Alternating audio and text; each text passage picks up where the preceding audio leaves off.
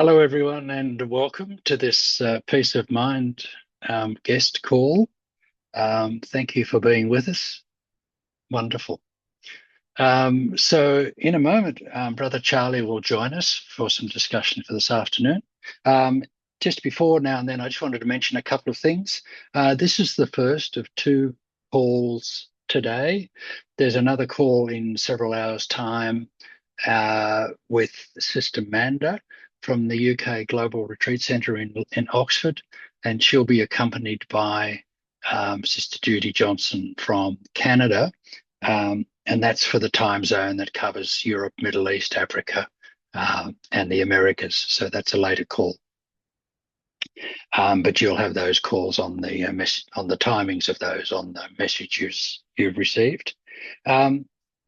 So let us know through the chat session if there's any challenges with your audio or video feed. And Sister Ilya in the Netherlands, who's helping coordinate this, will look after all of the technical and other related aspects. So thanks to Ilya. And while I'm at it, thanks to Ilya and the Dutch team for setting up all the newsletter information and structure and helping coordinate all these things. So it's just fantastic.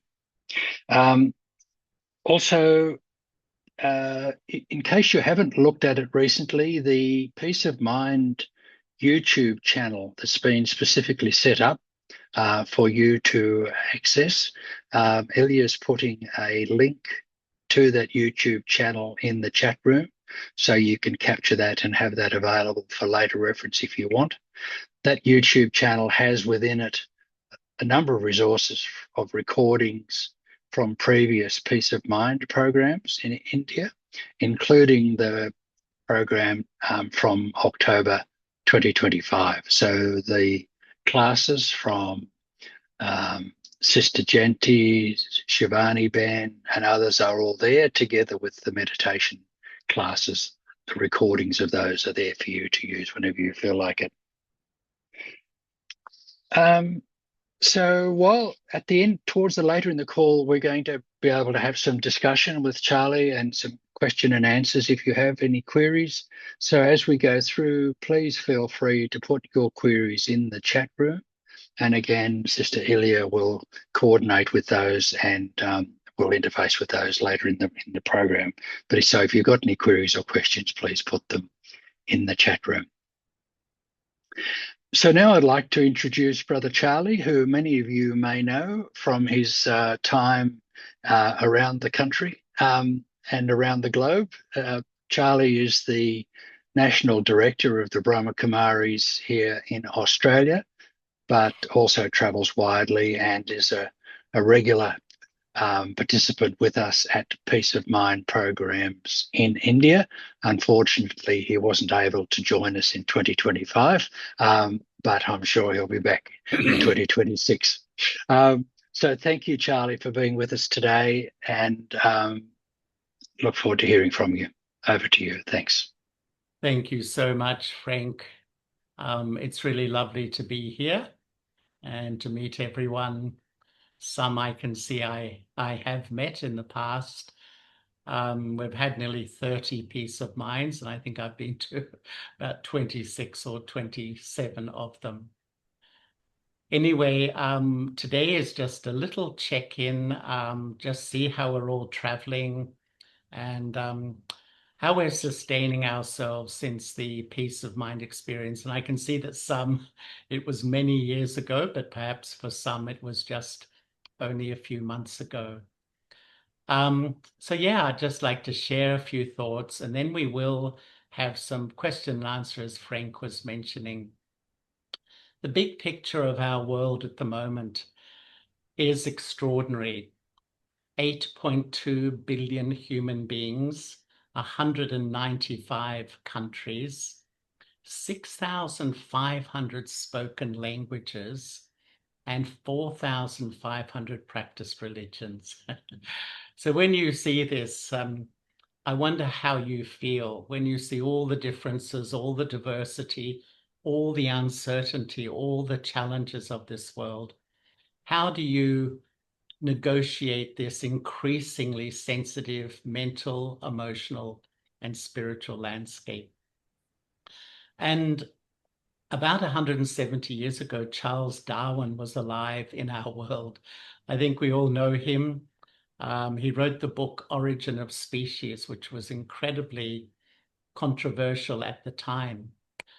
But the heart of his research, he did a lifetime of research into change and species, including the human species. And at the heart of his research was adapt or die. And what he learned was that at times of great change, like now, at times of great crises in the world like now, it's not the most intelligent who survive, and it's not the strongest who survive. It is those who adapt to change. And I think this is such a powerful message for all of us, that we're at a time where the world around us is going in its own direction. But I actually have to learn how to live in this world and adapt myself. In a way, this is what we could call spirituality. And spirituality really being the way to know myself and sustain myself regardless of the external environment. And today I just thought to touch on some of the things which we've all been through at the Peace of Mind retreat and refresh a few of these ideas. And then perhaps we can have a little bit of chit chat about them and how we manage ourselves. The first thing or tool I feel which is really useful is an awareness, I would say. The first law of spirituality says, I am responsible for how I feel.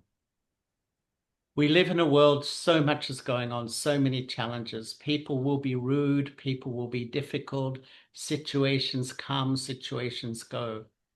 But every time I'm in front of that person or that situation, I have a choice. I have a choice to react and sometimes have all the feelings associated with reaction of feeling hurt, upset, negative, disempowered, a whole range of emotions, or I can choose not to react. And in a way, this is spirituality. It's spirituality in a sense is really reframing my reactions to life. Because each time I overreact, the one who is really affected is me. And so spirituality really says to observe rather than absorb. And when I begin to learn how not to overreact and temper my reactions, even with a merciful attitude rather than a judgmental attitude, then really I actually learn how to sustain myself in situations. Of course, it takes practice, and of course, it takes an internal strength.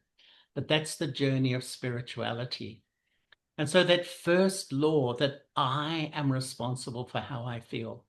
And when I absorb that truth into myself, then I stop the game of projecting onto everyone else or blaming everyone else and everything around me, feeling sort of a victim of my situation in life.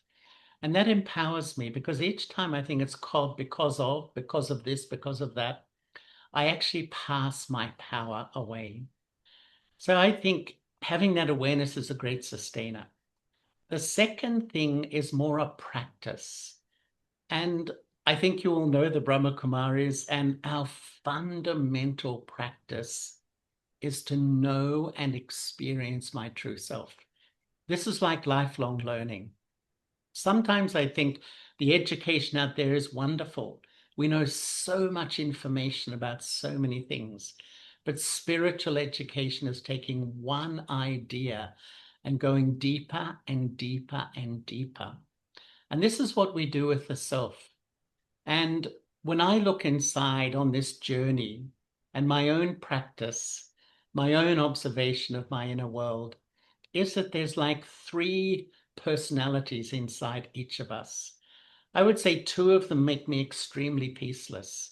Two of them make me overthink, etc. But one of them when I reconnect with my true personality, my true self, cools me down, calms me down, and empowers me. Just briefly, the first personality I call the eye of arrogance or the eye of superiority. This personality takes its whole sense of self from the labels of my body, my gender, my nationality, my profession, my color, a whole range of labels.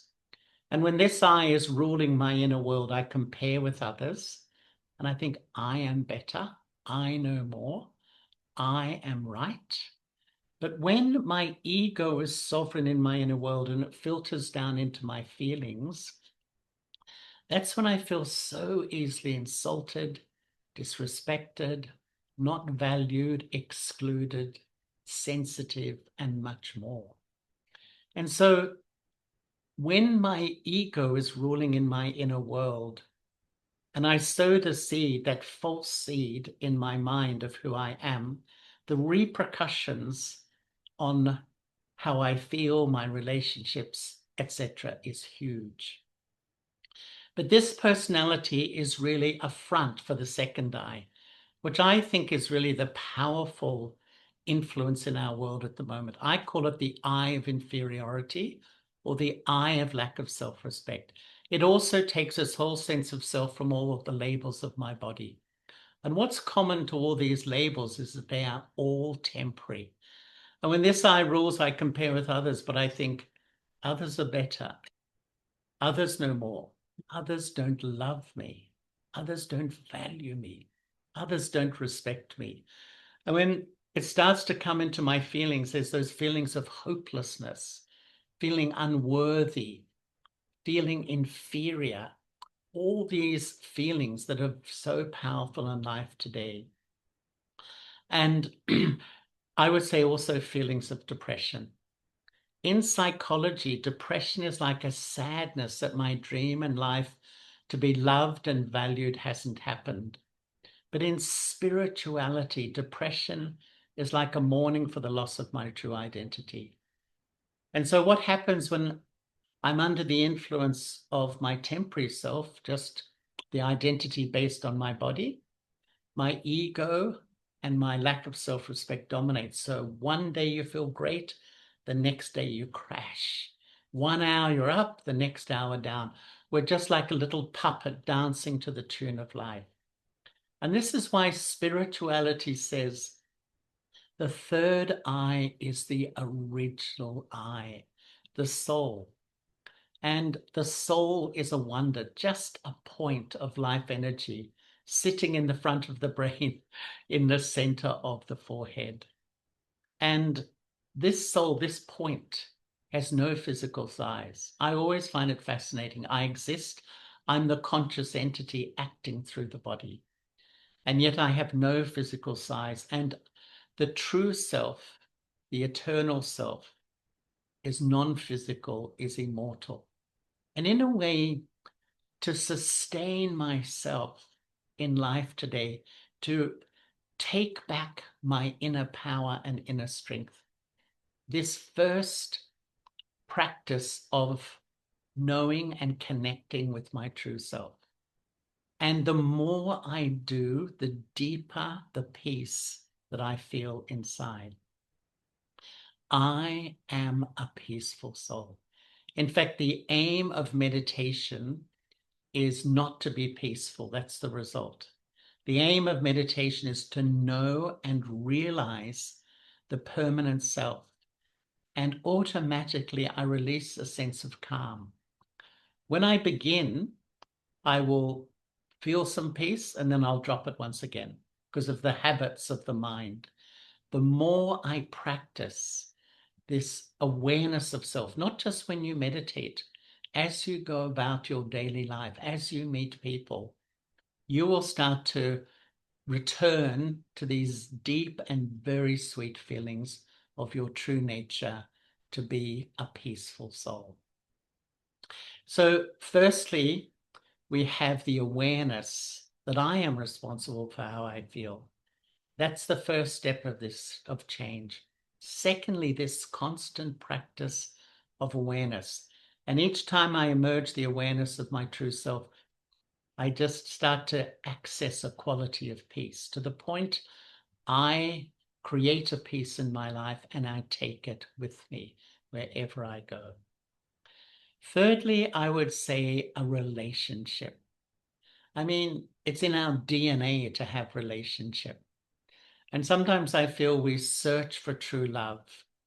We invest our heart in relationships, but we give everything. You think what you've given to your family and your friends, but there's a huge human dilemma that no relationship is permanent.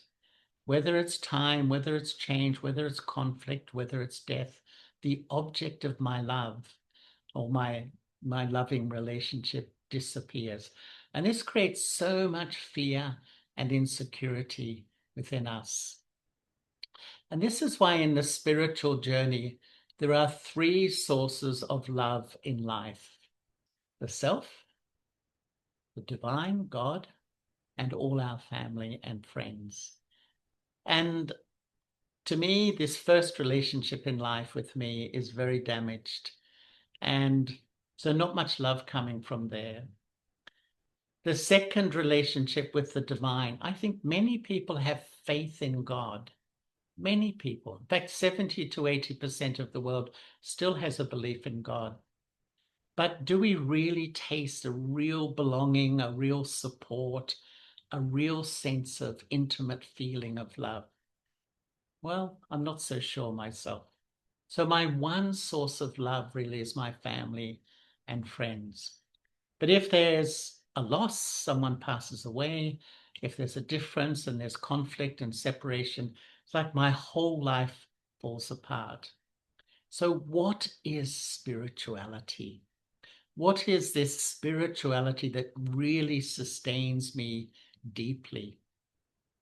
I would say it's first having a loving relationship with myself as a soul. And this is like the first anchor of life. I put down this anchor and it stabilizes me because I have a permanent sense of who I am, no matter how much the world is changing around me. The second anchor, if I can say, is to have a loving relationship with the divine, with God. And as when I put these two anchors down, the stability I feel, because these are permanent. They don't change. I know my true self. I have this relationship. And as much as our world is changing so dramatically at the moment, I've put down these two anchors in my life. And you know, this relationship with God is really the second step of meditation. When I meditate and I wake up every single morning, I sit quietly and I go through the process of letting go the consciousness of my body. And I feel myself sitting here so lightly, go beyond all the labels of my gender and my nationality. I love it. The more I step back, withdraw, let go, I sort of go into this incredible feeling of calmness and then silence. And there's so much clarity in that space.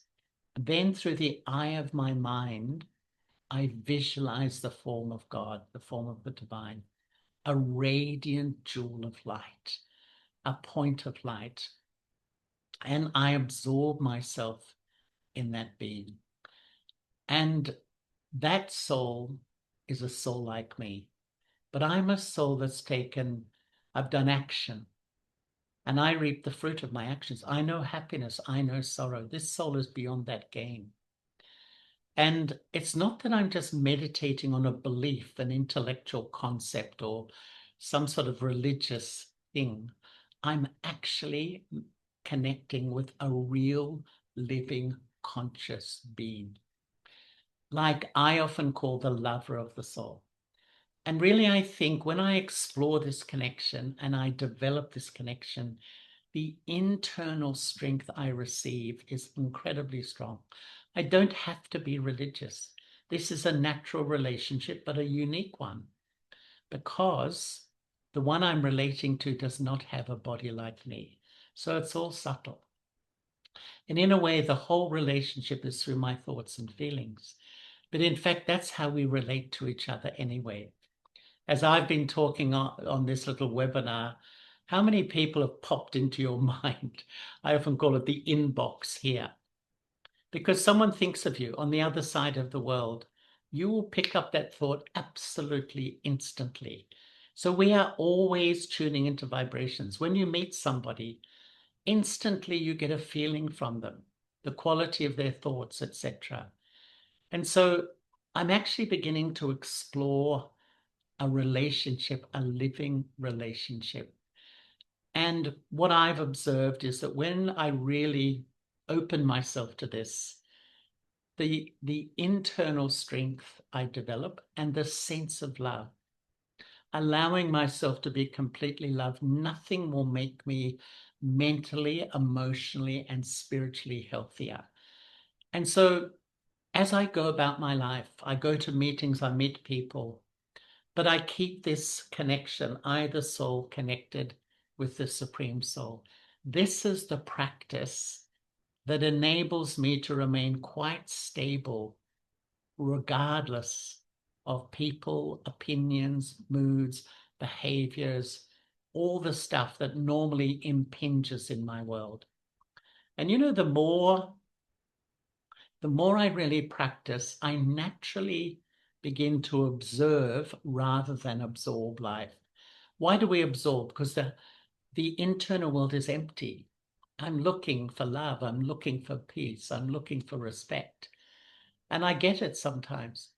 But sometimes people give me criticism, insult me, are rude to me. I absorb that. I absorb everything. And then I often project it back on you. And so this relationship is fundamental to self-sustenance. There's a constant sense of love and belonging in this relationship. And the next step, I would say, is an attitude. So we've looked at an awareness that I'm responsible for who I am, and then a practice of who I am, and then a relationship, the connection with the source.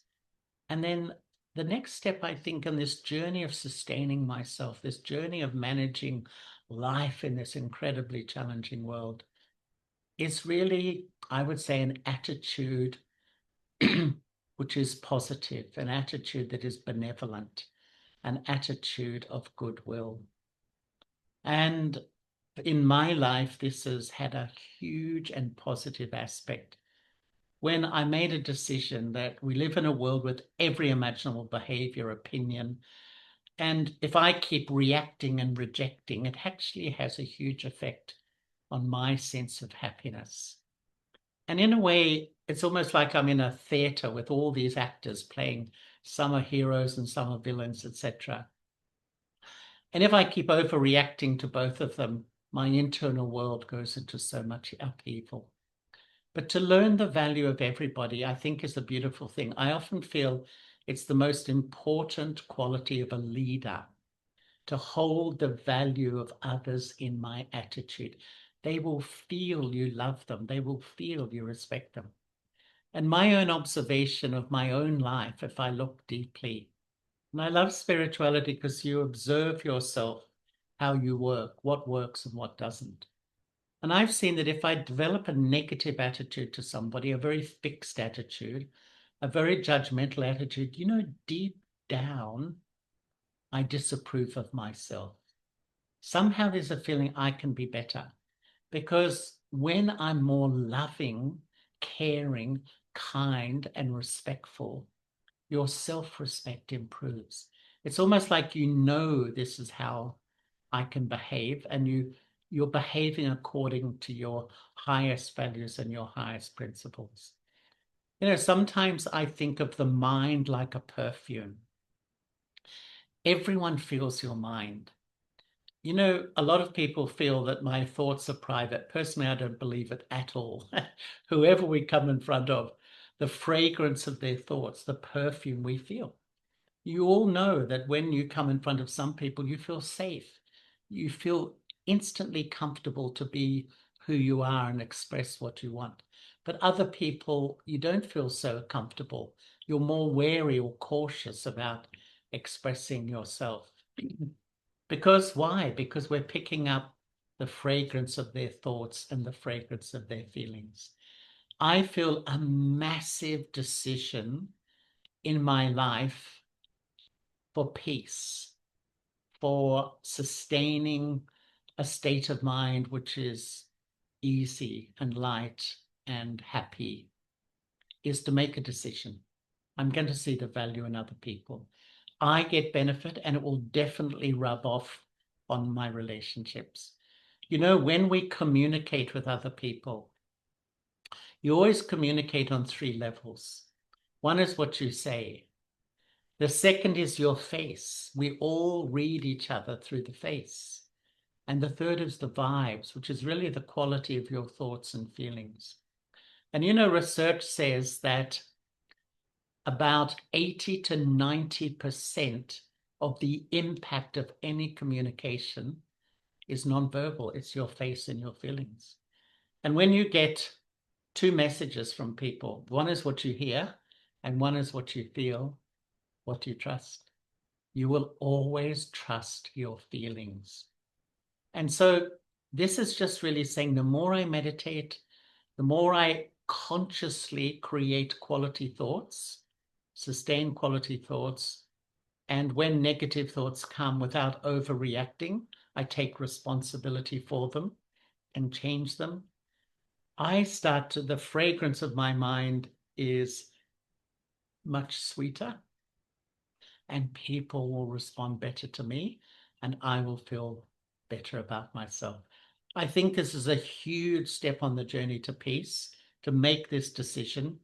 Every human being has a long list of weaknesses and shortcomings and defects, but they also have their good qualities. And if I choose, I'm aware of everything, I can see it, but I choose to see the value in others, my attitude will uplift me. I will feel better when I have that attitude. And really, it can change people. My observation, you can talk to people for hours and hours about stuff, but actually, if you, in your attitude, see the soul and see the value of the soul, see the beauty in the soul, it's like a precious gift, an incredibly precious gift to another. You know, I used to, when we had Christmas with my family for many years, you know, I didn't give lots of expensive gifts. I would give something, but I would always write a letter of what I observed as the specialties, the beauty of that person. Honestly, that was the most precious gift for all those. They loved it. They loved it more than the most expensive material gift, when you really appreciate them. Because today everyone struggles with appreciating themselves. And maybe the 5th thing is really what I would call a discipline. You know, to put a little structure into my life to sustain myself. It's so important that I sit quietly and I do meditation.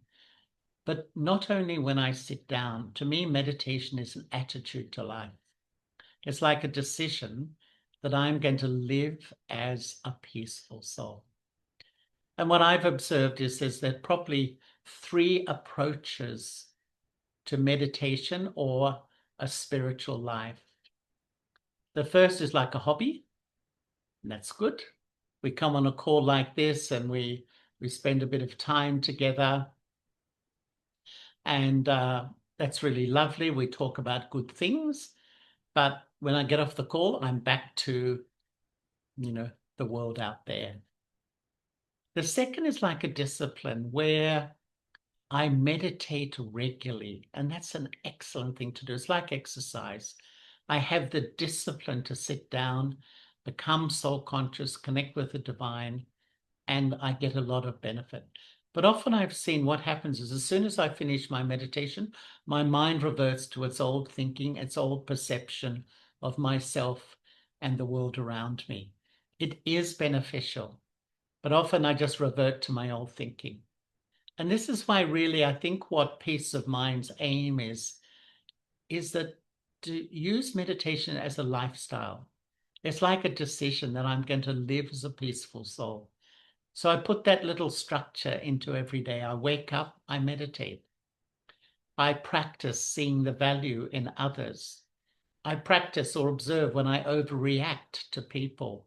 How can I do it better next time? What would I do? Rather than just constantly projecting back on them, because that's self-deception in a way. So I'm putting this little structure into every day. I have found for me that when I began my journey of meditation, when I really put this little daily structure in, I could see myself step by step. It wasn't fast, just changing, learning, transforming. Honestly, I think it's one of the most satisfying things in life when I really develop the confidence that I can change and I can improve myself. And this is really the journey of spirituality. It's like a balance in life. I give time to my family, I give time to my work and my responsibilities, but I give time every single day to me, to care for my heart, care for my mind, care for my feelings, observe if things have gone wrong, what can I learn? So I'm just sort of managing my inner world, my process. And I feel when I put this little structure, and the whole aim of Peace of Mind is really, it's called the meditation experience. And I put this meditation practice in a daily basis, and I start to experience a whole new state of mind. And I can say honestly, this was my feeling that the more I practice on a daily basis, like fitness, the stronger you get, the more peaceful you become. And really, you get the confidence that actually I really can change. I really can be less sensitive. I really will not go deep into those dark places where I feel very low and hopeless about myself. It is sort of step by step. It's not like it's just a smooth ride. It's a bit like this, but I'm on the journey to knowing myself much better.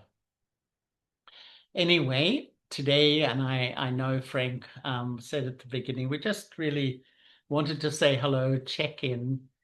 And if anyone has any questions, anything they'd like to ask, comment, please feel free. We'd love to hear. As Frank, as we're just a homely group, we can write in the chat box or just unmute. Would that be okay? I think enter the chat box is best. Then we can Okay. just check because there may be some language issues as well. Oh, And yes. maybe a couple of minutes of reflection before, as people think of their questions. Would that be good? Yeah. So maybe let's just have a few 2 or 3 minutes of meditation, and then if you have a question, feel welcome to ask. So Thank you. And Ilya will put some music in the background, or would you like to do a yeah, lead? I'll just give a little commentary, but if Okay. Ilya wants to put a little bit of music, that's also fine. Thanks, Joey.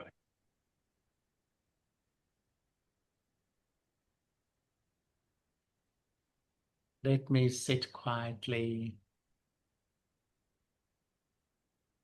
Put down devices and phones. And just for a few moments, let me reflect deeply.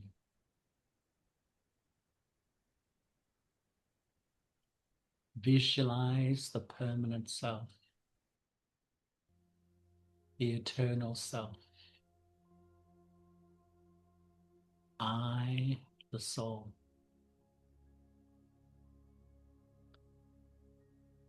A point of life energy. sitting lightly in the center of the forehead, in the front of the brain.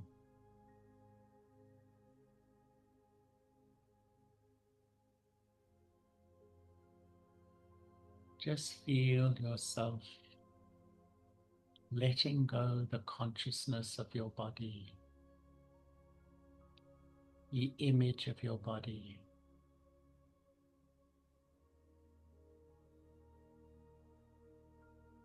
Identifying with what I do, and reconnect with who I really am. I, the soul, have lived before this body, and I, the soul, will continue my journey after this body.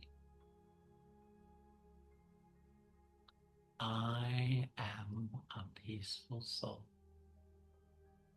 Consciously feel your mind cooling, calming, resting.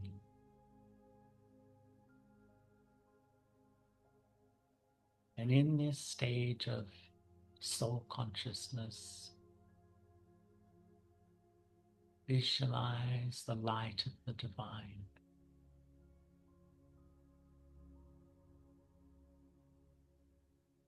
Looking through the eye of the mind, I see the radiant jewel, the ocean of peace, the ocean of love.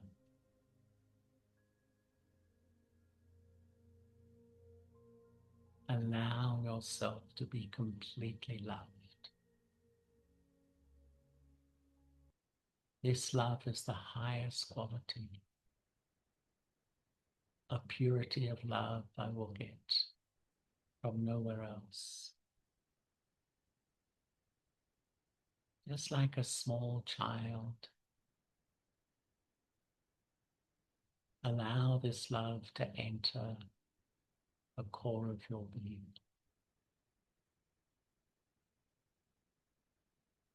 This love will restore my self-respect.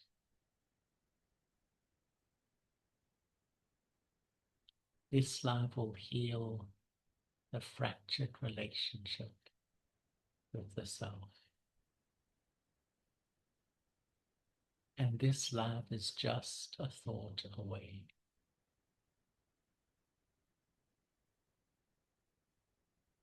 To meditate regularly is an act of love for myself.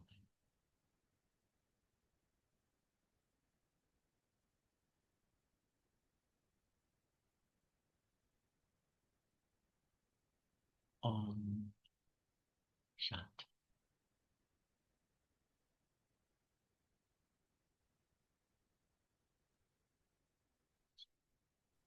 Thank you, Charlie. Bye. We don't have many questions in the chat box at the moment, but I suspect some will appear soon. But Charlie, I was just thinking,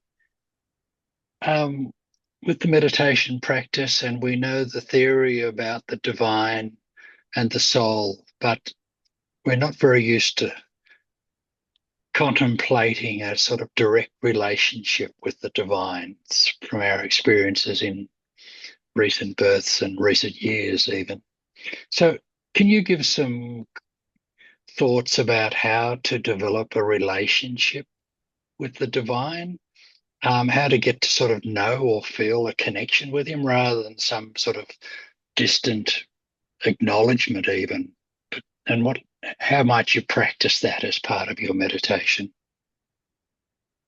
Yeah, thanks, Frank. I think that's an incredible question because I think many of us start, and when we hear the word divine, God, it evokes a very religious impression, which is to do with bowing and praying and all this sort of thing. And I think any sort of attempt is good. But what we try to develop here is to really get to know the personality of the divine. because you can only really love somebody and when you really know them more intimately of a real living soul. Like I'm seeing you, Frank, on this Zoom. And I can see that you're a soul sitting in the center of your forehead and your body's name is Frank. But the Supreme Soul doesn't have a body, but has a personality, but a personality that is so attractive and so lovable because where the heart goes, the mind will follow. There's natural concentration. And really, I say that what I've observed in my life, that when I really develop this relationship, which I sometimes call the lover of the soul, this internal power you get, not to fall back into your angry feelings and negative feelings and hurt feelings and all the stuff that often dominates life. Really, when I discover this personality, and what I've learned is that the more I become like the Supreme Soul, now the Supreme Soul is eternally soul conscious, never loses awareness and becomes body conscious like you and me. And so the more I'm soul conscious, it's almost like you're on the same wavelength. And sometimes I use the expression that it's like God's on the FM dial.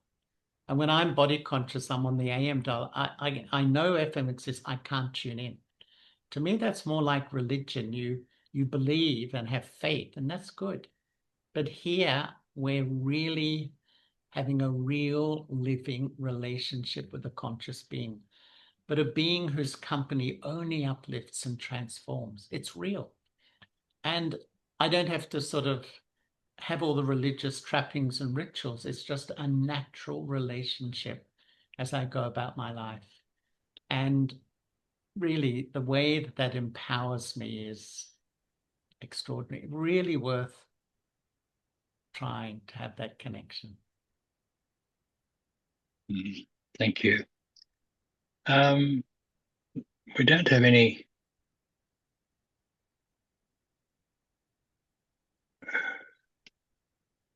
Yeah.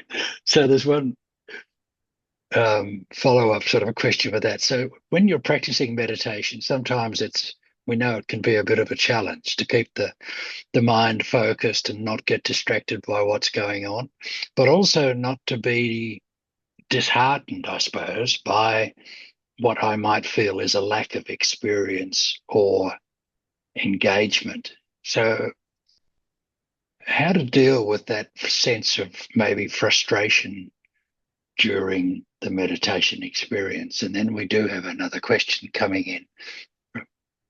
Yeah, that's also really interesting because quite frankly, in my recent years, I think many people make the effort to meditate. I know I need to do something, but quite frankly, Frank,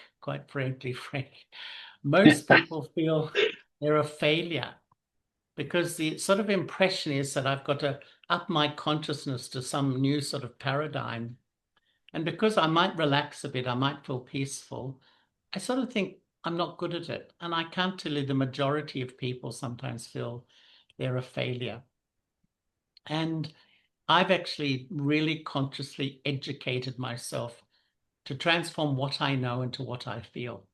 And actually, meditation is taking the idea, who am I? I'm a soul, or many ideas, and converting it into a feeling or experience.